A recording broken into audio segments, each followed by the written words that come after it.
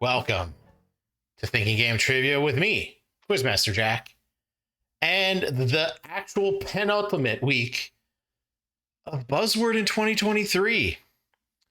Again, coming around, if I'm continuing the analogy from last week, I'm coming around the bend, just about to hit that last 100 meters, ready to finish it off. It's been a long ways getting from there to here, and here we are. First 10 questions will all be about pop culture stuff. Let's see what's going on. 60s and 70s ads for this brand featured the jovial Swedish neighbor, Mrs. Olsen. Jovial Veep Swedish. actor Timothy Simons was a cameraman for a 2009 ad for this brand, in which a girl says, "You're my present this year," and sticks a bow on her brother. Is it For 10 Folgers points, or what Maxwell coffee House? brand is the best part of... It's Folgers. The best part of waking up is Folgers in your cup. I knew it was the coffee thing, because the internet got a hold of that heartwarming commercial about a sister liking that her brother was back home for Christmas and turned it dirty. That's what the internet does to everything. The name Devlin preceded this word in the title of a Rock Hudson sitcom. In the name of a 2022 Irish TV show, it follows North Sea. A degree-seeking waitress sang in ads pairing this word with education. Oh. For 10 points, Education. an 80s dating show host... Yeah, it's Connection. Boy, these are... I guess that was a TV question, but that was a TV question that jumped all over the place. Devlin Connection. I have no idea what that show could even be. Education Connection, yes, the classic commercial. And then ending it right there with the love connection. Chuck Woolery coming back in 2 and 2. Candy Boys and This Word are repeated by Nabiha Iqbal in a 2014 Sophie song titled for this word. What? An album titled for this word, which featured Kendrick Lamar on the song Freedom, was promoted by the Formation World Tour. Oh, Formation. For 10 points, what beverage titles a 20... Formation was the tour that Beyonce went on. I believe that's the tour she was either in the middle of, just going. It was related to when she did her halftime show, which was here in Santa Clara. So I was like, okay, which Beyonce album are they talking about then? And I'm going to self-admit that I don't know a lot of Beyonce albums. However, I do know the one that is titled after a beverage. Maybe the most famous, in no small part because of Becky with the good hair. This actor played the musician-turned-oil worker BV in Song to Song. He played Court Gentry, who adopts the CIA identity Sierra 6 in The Gray Man.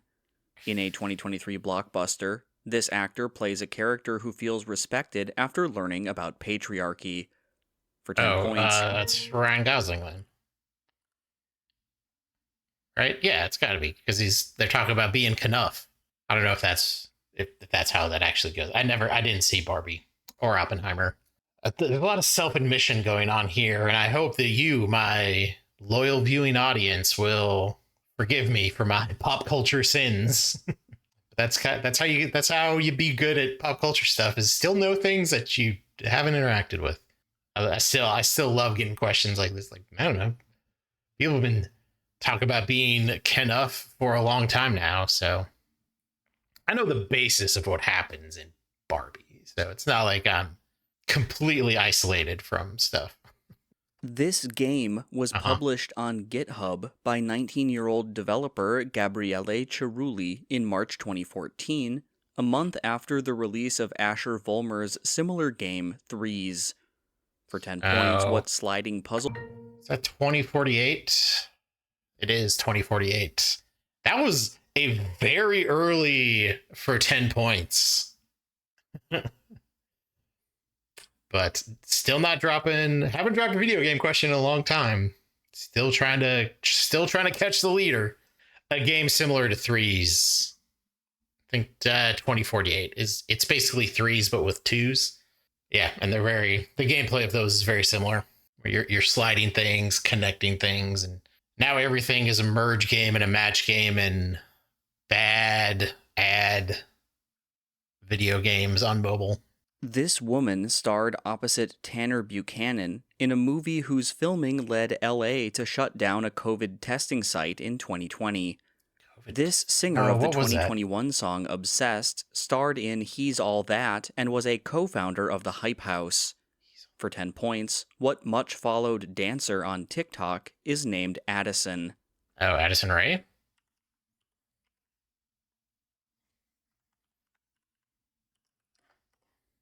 Okay. Could have given me a Thanksgiving clue there. I believe she's in the recent slasher horror movie Thanksgiving. Again, don't know. There's two things I know about Addison Rae. Her name is Addison Rae, and she was in that Thanksgiving movie. All right, need a 2-word answer here. A boy child's comin' and is going to be one of these objects in a Muddy Waters song. One of these inanimate objects titles a song about a man who, when he died, all he left us was alone. According to a Motown hit, Papa was for... Okay. Papa was a Rolling Stone when he left. The only thing he left us was alone. I don't actually know the lyrics to Papa was a Rolling Stone. But I could guess the giveaway on this one, I think. Mentioning Mick Jagger, I would bet. In the early years of this comic strip, it was mainly set at Walden College. In the 2000s, this comic strip used a Stetson hat-wearing I think this is Doonesbury. Yeah, because Doonesbury, it started with a bunch of people who were in college together, and then they went off to do political stuff, and Gary Truesdale uses a lot of representation of people, so like George W. Bush was always just an asterisk, I think. Like the physical representation of him was an asterisk. I'm not sure. The Stetson wearing astronaut might have been Reagan. I don't know for sure. I decided not to wait to find out and just answer the question. For a nice 17 points, which I think is my best buzz so far. Despite not knowing too much about Doonesbury. This film begins with an undertaker talking about how his daughter was beaten and... It's The Godfather. Because he came to him on the day of my daughter's wedding to ask for a favor. I believe in America. And a sweet 20 there, but we'll have to wait and see, but I doubt that's going to be a best buzz. There's people who know more about The Godfather than I do. I keep thinking, like, man, it's been like 20 years since I saw The Godfather. I should probably watch it again. Actually, it's probably been like 30 years since I watched The Godfather. So I should watch it again as an adult to actually probably understand and appreciate it more. Current name of a service. This will probably be on TV. Before we get into this, let's make sure we know the names of what the current streaming services are. So there's Paramount Plus, Apple TV.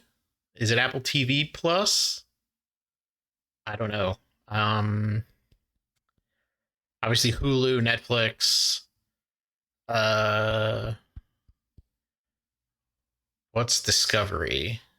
What's the HBO thing actually called now? Is it just called Max? Or is it HBO Max? Is it HBO Now? Oh, if it's the HBO one, I think I'm in trouble. I think I'm in trouble if it's the HBO one, folks. Let's hope it's not the HBO one. In 2022, this streaming service removed its first original scripted show, Love Life. Shows such as Titans moved to this service after Warner Media discontinued the DC Universe platform. Oh. David Zaslav oversaw the addition of Discovery shows to, for 10 points, what service whose name once included HBO? Yeah, I knew it. What's it called? Is it just called Max? It is just called Max. Okay. Whew. I called my own trouble.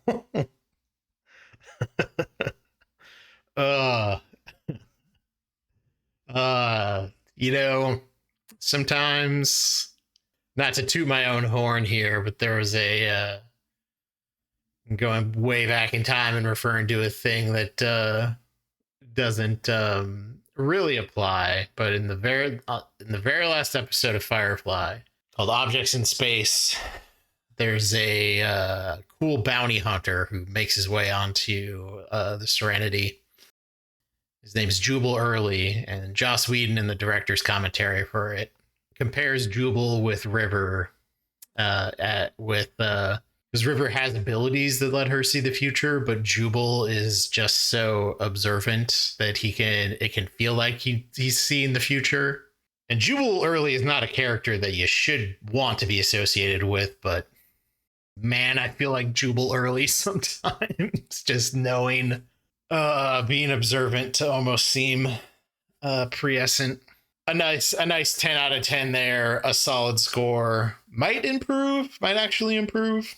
A good score off of stuff that I didn't really feel strong about, except for the Godfather buzz.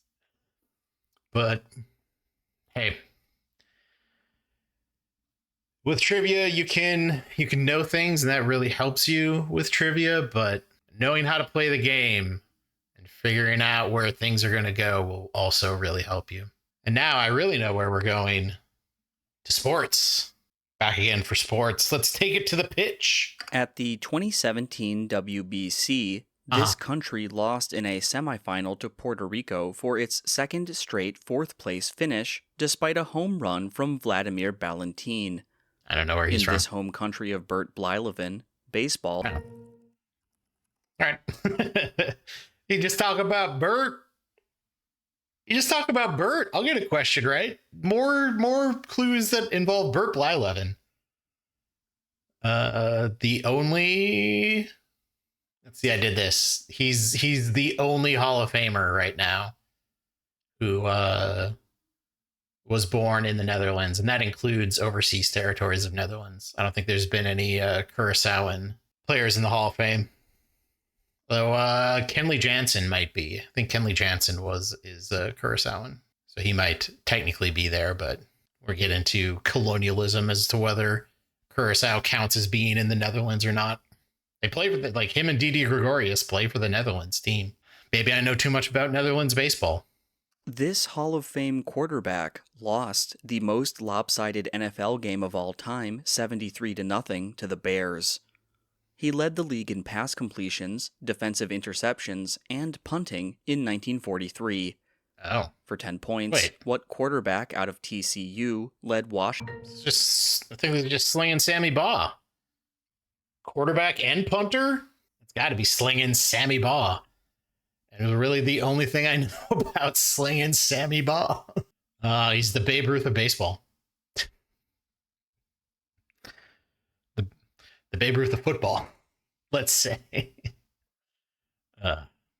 This man's dunk over Alton Lister led announcer Kevin Calabro to shout, "Tomahawk Jam, yeah, baby."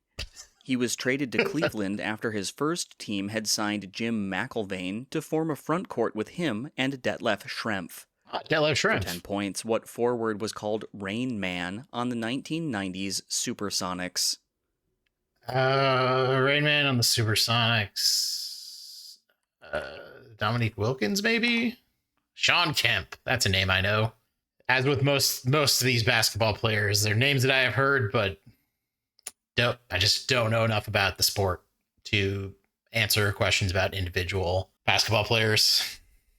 In this state, McCoy Stadium hosted a 33-inning minor league game. A team from this state won the first interleague championship in 1884 and starred pitcher Old Hoss Radbourne, who won a season record 59 or 60 games. For 10 points, whatever. What state was home to the Pawtucket Red Sox? Okay. Oh, yeah. Pawtucket's in Rhode Island, not Massachusetts. To be fair, it's really close to Massachusetts, no matter where it is in Rhode Island. That's just me getting a geography question wrong. Now you can see why I don't record the academic ones and put them on this. This man was included in The Trade because of his reputation as Gretzky's bodyguard. Oh, I'd heard this somewhere. His career ended in 2000 after an on-ice assault of Donald Brashear. A curse that supposedly prevents Canadian team... Is that Bertuzzi? McSorley, not Bertuzzi. I think that was still the right place to buzz because I don't think I would have ever been able to answer McSorley unless they had a giveaway that was like rhymes with McBorley. And I have enough respect for the writers of Buzzword that I don't think they would have done that. Me jumping in there and guessing somebody who was almost charged with assault for something that they did on the ice was probably my best move, even though I was wrong. This course was the venue for a U.S. Open held after the death of defending champion Payne Stewart. Oh. Jack Nicklaus hit the 17th flagstick with a 1-iron at this course in the 1972 U.S. Open. Tiger Woods won by 15 strokes in the 2000 U.S. Open at, for 10 points, what golf course on California's coast? I guess it was Pebble Beach. Probably the most famous California course. Since 2000, this man's 166 ERA is the lowest in a 200-plus innings season, which came in a 19-3 season with the Dodgers. Among active players, only his former Astros teammate Justin Verlander has more wins than this man. For 10 points in 2022, what 2009 AL Cy Young Award winner returned to the Royals? Oh, Zach Greinke? Yeah, Zach Greinke. That's funny because I just wrote a question about who's the only player in the Baseball Hall of Fame to wear a Royals cap in their on their Hall of Fame plaque, and that answer of George Brett will likely be invalidated when and if Zach Greinke gets into the Hall of Fame. This isn't the place to make the argument for or against Zach Greinke for Hall of Fame status, and he's been on so many teams, it's quite possible he wouldn't wear a Royals one, but he was a Royals mainstay for a long time. This receiver beat Sam Shields on a 4th and 2 play that triggered a Mike McCarthy challenge. This man, whose catch in the 2014 playoffs was notoriously reversed on replay, holds a franchise touchdown record over Jason Witten. For 10 points, what star receiver on the... Is that Des Bryant? I think that's Des Bryant. Yeah. It's the famous... because he caught it and was kind of rolling, had his hand in possession on the ball as he went down, stood up but let go of the ball as he was standing up, so they called it a no completion. Oh yeah, Sam Shields was on the Packers. Yeah, big wide receiver for the Cowboys while Mike McCarthy was coaching the Packers. That equals Des Bryant. In 2018, this man became the first from his country since Gary Lineker to win the World Cup Golden Boot. In a 2022 World Cup quarterfinal, he missed an 84th minute penalty in a 2-1 loss to France. England's career goals leader is, for 10 points, who's that? What longtime Tottenham striker? Yeah, it is Harry Kane. Oh yeah, because they said Lineker, and I was thinking he was from Germany, but no, Lineker's English, or at least plays for England. Yeah, and Harry Kane's a Tottenham guy. What's this last question gonna be? I haven't been paying attention. I've been having too much fun to try to metagame the sports part. This man had 600 points, 269 rebounds, and 186 assists as the first player to lead the playoffs in all 3 of those stats. In those playoffs, he had 2 30-20-10 triple-doubles and a triple-double in his finals debut. The 2023 finals MVP was, for 10 points, was that... what Serbian center? Doncic? Jocic. Not Doncic. Again, I don't know basketball players. They are going to... I'm going to lose so many points playing this sports by just not knowing basketball players' names. But I played for the fun Burt Blyleven questions. That's why I play Buzzword. And that's why you should play Buzzword. You can. If you're watching this before it starts, or even in 2024, you could hop over to naqt.com/buzzword and hop in on the full year-long competition of both pop culture and sports. If you like this video and the things I'm doing on it, please hit the like button. hit the subscribe button, leave a comment deriding me for my lack of any interest in pop culture over the last 4 years. And check out other videos on the channel where you'll see more of the same. That's going to be it for me in this penultimate week of 2023 Buzzword. It'll be the last week of 2023. Next week, the long road, the home stretch. You can see the finish line, and I hope you'll be there with me as we cross it. Thanks for watching.